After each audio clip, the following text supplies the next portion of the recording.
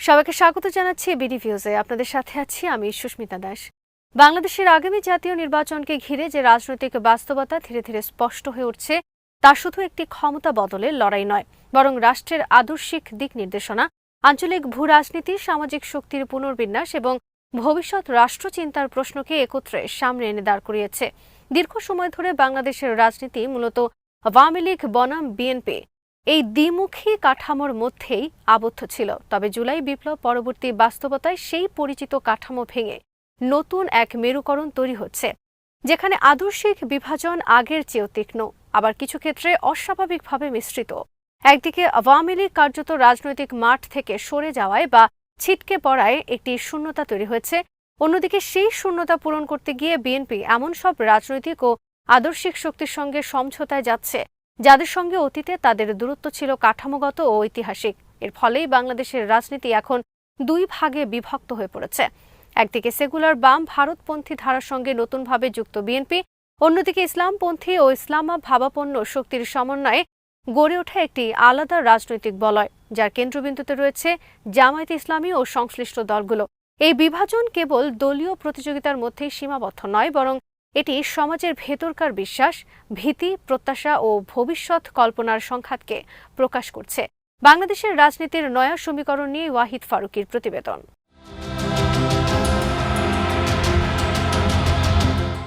ঐতিহাসিকভাবে বাংলাদেশের সেকুলার ও ভারতপন্থী অংশ আওয়ামী লীগের স্বাভাবিক রাজনৈতিক আশ্রয় ছিল। মুক্তিযুদ্ধের বয়ান, ভারত ঘনিষ্ঠ পররাষ্ট্রনীতি, সাংস্কৃতিক রাজনীতি এবং রাষ্ট্রের ধর্মনিরপেক্ষ পরিচয়ের প্রশ্নে আওয়ামী লীগ দীর্ঘদিন ধরে এই গোষ্ঠীর রাজনৈতিক প্রতিনিধি হিসেবে বিবেচিত হয়েছে। তবে জুলাই বিপ্লবের পর আওয়ামী লীগের আকস্মিক পতন, নেতৃত্বের পলায়ন, সাংগঠনিক ভাঙ্গন এবং জনবিচ্ছিন্নতার কারণে এই অংশটি কার্যত রাজনৈতিকভাবে গৃহহীন হয়ে পড়ে। রাজনীতিতে শূন্যতা কখনো দীর্ঘস্থায়ী হয় না, ফলে স্বাভাবিকভাবেই এই গোষ্ঠী নতুন আশ্রয় খুঁজতে শুরু করে। সেই প্রেক্ষাপটে বিএনপি সামনে আসে একমাত্র সংগঠিত দল হিসেবে, যারা ক্ষমতায় যাওয়ার বাস্তব সম্ভাবনা রাখে। বিএনপিও এই সুযোগকে কৌশলগতভাবে গ্রহণ করে এবং ধীরে ধীরে তাদের বক্তব্য, ভাষা ও রাজনৈতিক অবস্থান এমনভাবে রূপান্তরিত করতে শুরু করে যাতে সেকুলার বাম ও ভারতপন্থী অংশের আস্থা অর্জন করা যায়। এই রূপান্তর এতটাই গভীর যে অনেক বিশ্লেষকের মতে বিএনপি কার্যত তাদের দীর্ঘদিনের আদর্শিক অবস্থান বিসর্জন দিচ্ছে বা অন্তত তা আড়ালে সরিয়ে রাখছে।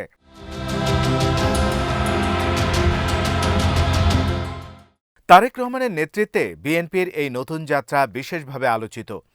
একসময় যিনি ভারত বিরোধী বক্তব্য, জাতীয়তাবাদী ভাষ্য এবং আওয়ামী লীগ ভারত ঘনিষ্ঠতার সমালোচনার জন্য পরিচিত ছিলেন, সেই তারেক রহমানের রাজনৈতিক অবস্থানে এখন সুস্পষ্ট পরিবর্তন লক্ষ্য করা যাচ্ছে। ভারতের সঙ্গে সম্পর্কের প্রশ্নে বিএনপির ভাষা আগের তুলনায় অনেক নরম, সমঝোতামুখী এবং কৌশলী। ভারতীয় মিডিয়া, কূটনৈতিক মহল এবং বাংলাদেশের ভারতপন্থী বিশ্লেষকদের মধ্যেও বিএনপি নিয়ে এক ধরনের নতুন আগ্রহ দেখা যাচ্ছে। অনেকে এটিকে বাস্তববাদী রাজনীতি হিসেবে ব্যাখ্যা করছেন, আবার কেউ কেউ বলছেন এটি ক্ষমতায় যাওয়ার জন্য আদর্শিক আত্মসমর্পণ। বাস্তবতা হল আওয়ামী লীগের অনুপস্থিতিতে ভারত ও তার ঘনিষ্ঠ রাজনৈতিক সাংস্কৃতিক বলয় বাংলাদেশের রাজনীতিতে একটি গ্রহণযোগ্য বিকল্প খুঁজছে এবং বিএনপি সেই বিকল্পে পরিণত হওয়ার চেষ্টা করছে।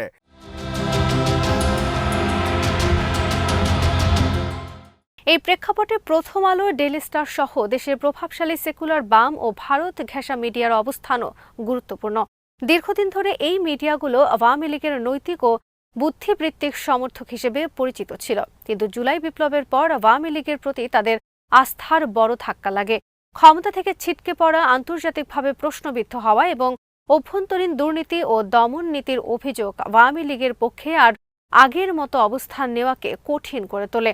ফলে ধীরে ধীরে এই মিডিয়াগুলোর সমালোচনার লক্ষ্যবস্তু বদলে যায় এবং বিএনপির প্রতি এক ধরনের নরম মনোভাব প্রকাশ পেতে থাকে। অনেকের চোখে এটি কেবল রাজনৈতিক বাস্তবতার সঙ্গে মানিয়ে নেওয়া, আবার অনেকের কাছে এটি ডিপ স্টেট ও আন্তর্জাতিক শক্তির ইঙ্গিতে রাজনৈতিক অবস্থান পরিবর্তন। যে ব্যাখ্যাই দেওয়া হোক না কেন, এটি স্পষ্ট যে সেকুলার বাম ও ভারতপন্থী বলয়ের বড় একটি অংশ এবার সরাসরি বা পরোক্ষভাবে বিএনপির ছায়াতলে আশ্রয় নিচ্ছে, যা বিএনপির ইতিহাসে এক অভূতপূর্ব ঘটনা। আমরা তারেক রহমানের নেতৃত্বে যেটা ভবিষ্যৎ দেখছি সেখানে যেন তবে এই নতুন রাজনৈতিক ঐক্য যে সহজ বা স্বতঃসিদ্ধ তা নয়। বাংলাদেশের রাজনৈতিক ইতিহাসে সেকুলার বাম ও ভারতপন্থী অংশ বরাবরই ইসলামপন্থী রাজনীতিকে রাষ্ট্রের জন্য হুমকি হিসেবে উপস্থাপন করে এসেছে। কখনো মুক্তিযুদ্ধের চেতনা, কখনো ধর্মীয় উগ্রবাদ, কখনো জঙ্গিবাদ এই শব্দগুলো ব্যবহার করে তারা ইসলামপন্থী রাজনীতিকে প্রান্তিক ও দমনযোগ্য শক্তি হিসেবে দেখতে চেয়েছে। আওয়ামী লীগ এই রাজনীতির প্রধান বাহক হলেও বিএনপি অতীতে এর বাইরে ছিল না। তারাও সুযোগ মতো জামাতকে ব্যবহার করেছে, আবার চাপের মুখে দূরত্ব তৈরি করেছে। কিন্তু বর্তমান প্রেক্ষাপটে পার্থক্য হল এই প্রথমবারের মতো সেকুলার বাম ও ভারতপন্থী শক্তি বিএনপিকে তাদের প্রধান ভরসা হিসেবে দেখছে এবং বিএনপিও তাদের সন্তুষ্ট রাখতে সচেষ্ট। এর ফলে বিএনপির ভেতরেই এক ধরনের আদর্শিক টানাপোড়েন তৈরি হয়েছে, যেখানে দলের পুরনো জাতীয়তাবাদী ও রক্ষণশীল অংশ অস্বস্তিতে পড়ছে।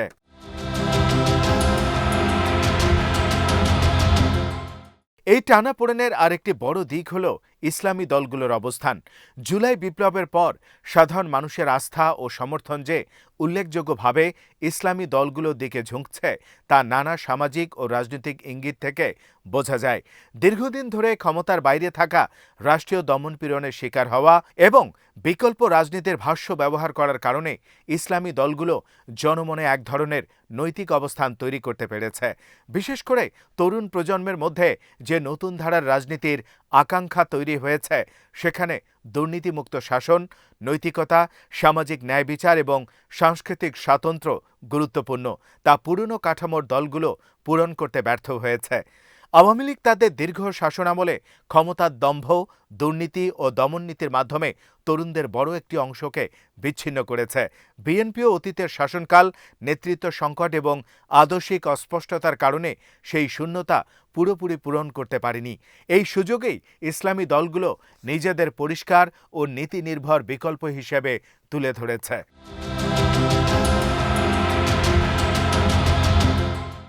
তবে ইসলামী দলগুলোর এই সম্ভাবনাময় অবস্থানের সামনে বড় চ্যালেঞ্জও রয়েছে। জনসমর্থন এক জিনিস, আর রাষ্ট্রের ক্ষমতা কাঠামো, সুশীল এলিট, মিডিয়া ও ডিপ স্টেটের মোকাবেলা আরেক জিনিস। বাংলাদেশের রাষ্ট্রীয় ব্যবস্থাপনায় দীর্ঘদিন ধরে যে সেকুলার এলিট ও ডেমোক্রেটিক নেটওয়ার্ক কাজ করে আসছে, তারা ইসলামী রাজনৈতিক শক্তির উত্থানকে স্বাভাবিকভাবে সন্দেহের চোখে দেখে। আন্তর্জাতিক পরিমণ্ডলেও ইসলামী রাজনীতির প্রতি এক ধরনের অবিশ্বাস রয়েছে, যা নির্বাচনী ফলাফল যাই হোক না কেন ক্ষমতা প্রয়োগের ক্ষেত্রে নানা প্রতিবন্ধকতা তৈরি করতে পারে।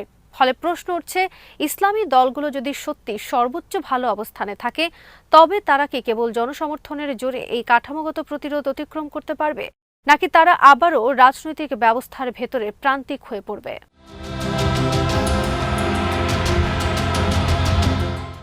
এই জটিল বাস্তবতায় বিএনপির অবস্থানও দ্ব্যর্থপূর্ণ। একদিকে তারা দ্রুত নির্বাচনের দাবিতে উচ্চকণ্ঠ, অন্যদিকে মাঠ পর্যায়ে নির্বাচনী প্রস্তুতি ও প্রচারে এক ধরনের শিথিলতা চোখে পড়ছে। রাজনৈতিক বিশ্লেষকদের অনেকেই এই বৈপরীত্যকে সন্দেহের চোখে দেখছেন। কেউ কেউ মনে করছেন দ্রুত নির্বাচন চাওয়ার বিষয়টি আসলে একটি কৌশল, আন্তর্জাতিক চাপ সৃষ্টি করা, অন্তর্বর্তী ব্যবস্থাকে অস্বস্তিতে রাখা এবং নিজেদের রাজনৈতিক অবস্থানকে নৈতিকভাবে শক্তিশালী দেখানোর জন্য। কিন্তু বাস্তবে বিএনপি হয়তো নির্বাচনের সময় ও পরিবেশ নিয়ে পুরোপুরি নিশ্চিত নয়, বা তারা এমন এক পরিস্থিতির অপেক্ষায় আছে যেখানে প্রতিদ্বন্দ্বীরা দুর্বল হয়ে পড়বে। তারেক রহমানের দেশে প্রত্যাবর্তনকে কেন্দ্র করে যে তুমুল আগ্রহ ও উদ্দীপনা তৈরি হয়েছে, সেটিও এই কৌশলের অংশ বলে মনে করেন অনেকে। বিশাল জনসমাগমের মাধ্যমে শক্তির প্রদর্শন করে বিএনপি প্রমাণ করতে চায় যে তারা এখনও দেশের সবচেয়ে বড় রাজনৈতিক শক্তি এবং আওয়ামী লীগের অনুপস্থিতিতে তারাই ক্ষমতার স্বাভাবিক দাবিদার। আগামী 25 তারিখে ইনশাল্লাহ আমি দেশে চলে যাচ্ছি। সেজন্যই তারেক রহমানের প্রত্যাবর্তন বিএনপির জন্য শুধু আবেগী ঘটনা নয়, এটি একটি প্রতীকী ও কৌশলগত মুহূর্ত। দীর্ঘ নির্বাসনের পর তার দেশে ফেরা দলের কর্মীদের উজ্জীবিত করতে পারে, সংগঠনে প্রাণ ফিরিয়ে আনতে পারে এবং নেতৃত্বের শূন্যতা কিছুটা পূরণ করতে পারে। একই সঙ্গে এটি আন্তর্জাতিক ও অভ্যন্তরীণ শক্তির জন্য একটি বার্তা। বিএনপির নেতৃত্ব সংকট কাটিয়ে উঠছে এবং ক্ষমতায় যাওয়ার জন্য প্রস্তুত।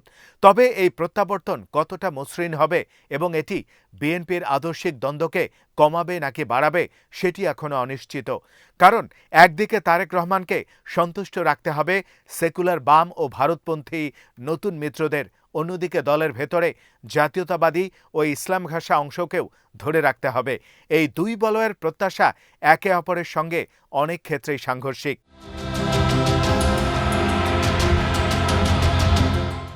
এদিকে নির্বাচন বানচাল বা পিছিয়ে দেওয়ার আশঙ্কা নিয়ে যে অপপ্রচার চলছে তার প্রেক্ষিতে প্রধান উপদেষ্টা মার্কিন দূতের সঙ্গে সাক্ষাতে ফেব্রুয়ারিতে ঘোষিত সময়ের মধ্যে নির্বাচন অনুষ্ঠানের প্রতিশ্রুতি পুনর্ব্যক্ত করা একটি গুরুত্বপূর্ণ রাজনৈতিক বার্তা।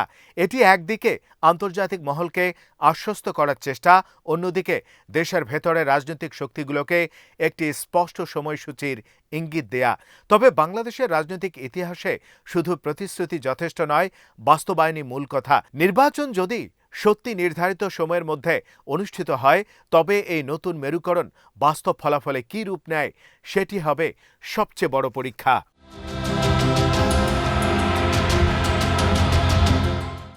সবশেষে প্রশ্ন থেকে যায়, সেকুলার বাম ভারতপন্থীদের সঙ্গে এই প্রথমবারের মতো গড়ে ওঠা রাজনৈতিক ঐক্য বিএনপিকে কতটা সফলতা এনে দেবে? একদিকে এটি বিএনপিকে আন্তর্জাতিক ও অভ্যন্তরীণ শক্তির সমর্থন এনে দিতে পারে, অন্যদিকে এটি তাদের ঐতিহ্যগত ভোট ব্যাংক ও আদর্শিক পরিচয়ে ফাটল ধরাতে পারে। একই সঙ্গে ইসলামী দলগুলোর উত্থান, তরুণ প্রজন্মের প্রত্যাশা এবং রাষ্ট্রের গভীর কাঠামোর প্রতিরোধ, এই সবকিছু মিলিয়ে বাংলাদেশের আগামী নির্বাচন কেবল একটি সরকার পরিবর্তনের ঘটনা নয়, বরং একটি নতুন রাজনৈতিক অধ্যায়ের সূচনা হতে পারে। এই অধ্যায় কোন পথে যাবে, সমঝোতা, সংঘাত নাকি এক নতুন আদর্শিক পুনর্গঠনের দিকে, তা নির্ধারণ করবে আগামী মাসগুলোর রাজনৈতিক সিদ্ধান্ত, কৌশল ও জনমতের গতি প্রকৃতি। আজ এখানে শেষ করছি। সবাই ভালো থাকুন, সুস্থ থাকুন আর দেখতে থাকুন বিডি ভিউজ। চ্যানেলটি ভালো লাগলে সাবস্ক্রাইব করুন। সংযুক্ত থাকুন আমাদের ফেসবুক পেজে।